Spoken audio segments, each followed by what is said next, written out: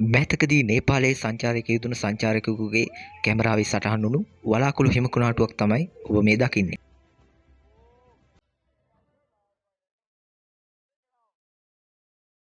මේක දිහා බලපු ගමන් පේන්නේ අහසේ ඇති වලාකුළු කන්ද දිගේ පහළට එනවා වගේ. කන්ද ඉහළ වායුගෝලයේ ඇතිවන වෙනස්කම් එක්ක තමයි මේ වගේ වලාකුළු හිම කුණාටු නිර්මාණය වෙලා පහළට ගලාගෙන එන්නේ. සාමාන්‍ය හිම කුණාටුවක් තරම් හානිදායක වුණේ නැතත් ආරක්ෂා වෙලා ඉන්න එක නම් ඇඟට ගුණයි.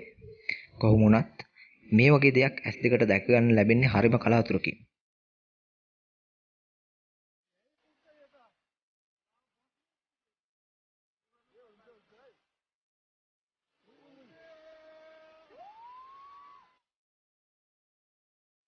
දිව්‍ය ලෝකයේ බිමට එනවා කියලා තමයි දැක්ක ගමන් නම් හිතෙන්නේ.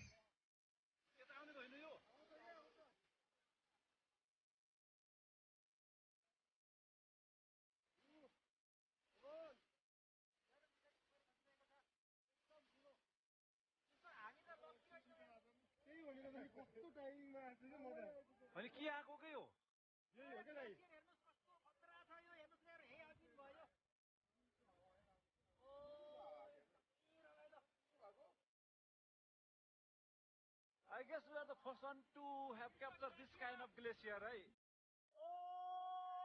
කුණාටුව අවසානයේ ලස්සන දේදුන්නකුත් පායලා තියෙනවා.